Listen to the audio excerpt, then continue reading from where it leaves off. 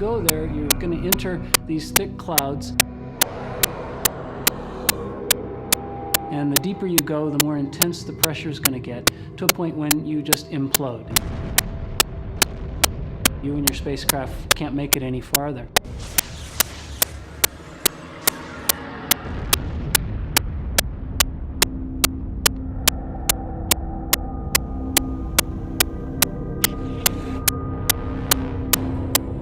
For now, visits to Saturn's orbit are reserved for unmanned spacecraft.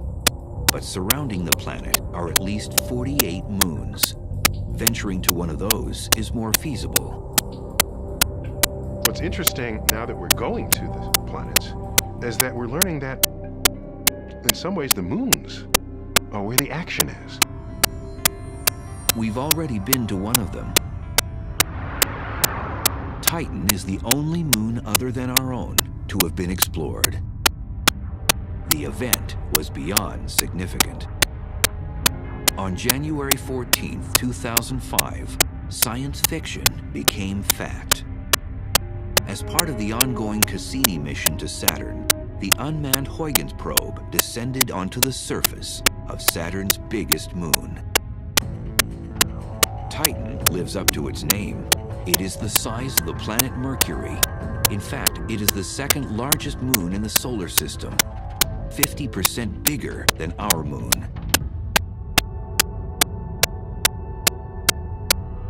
It is seductive in many ways. For one, Titan looks much like Earth. That was the thing that hit me over the head, just how remarkably similar in process the surface of Titan looked.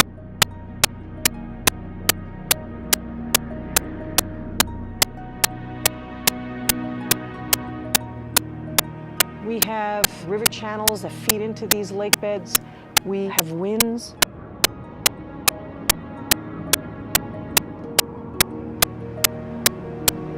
And then in other areas, we have dunes.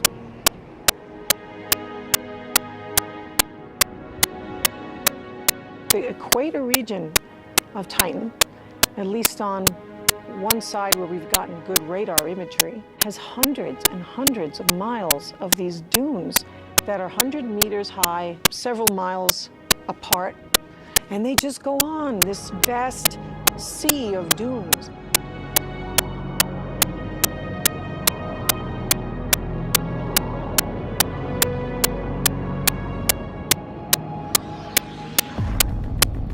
There are possibly deposits of solid hydrocarbons.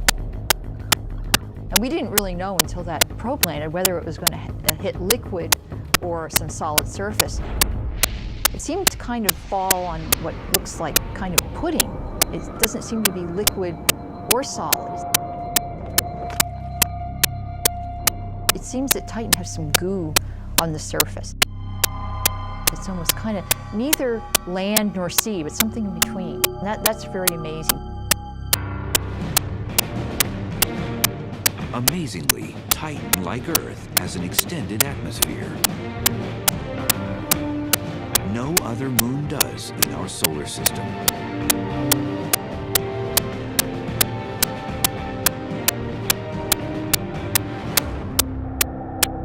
The atmosphere of Titan is very, very thick, very, very massive. It has a mass that's 10 times the mass of the Earth's atmosphere. And so you have a very, very thick layer of gases. So it's thicker than the air as we know it. The particles in the air are also very small, and so I would characterize them more as a haze than as a fog or clouds. The haze is 200 miles thick, resembling something else on Earth.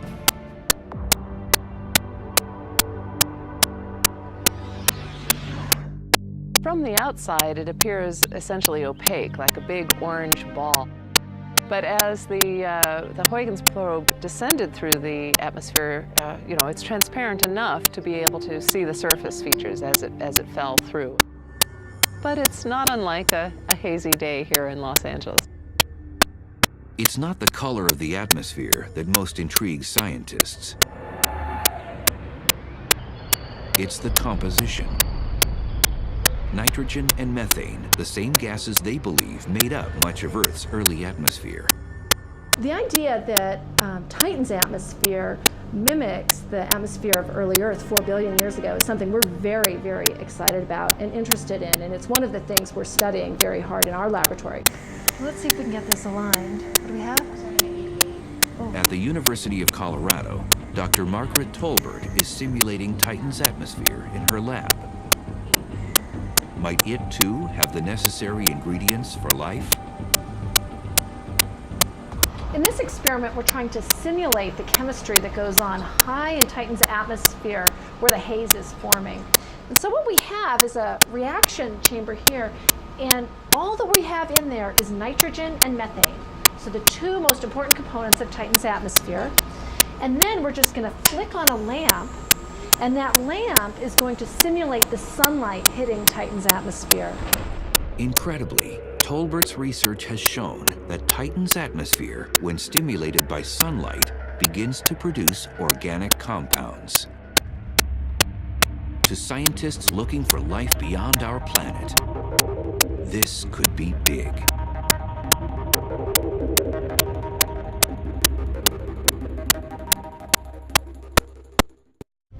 As scientists scour the galaxy for signs of life, there are some exciting results from within our own solar system. Saturn's moon, Titan, seems to have the necessary ingredients.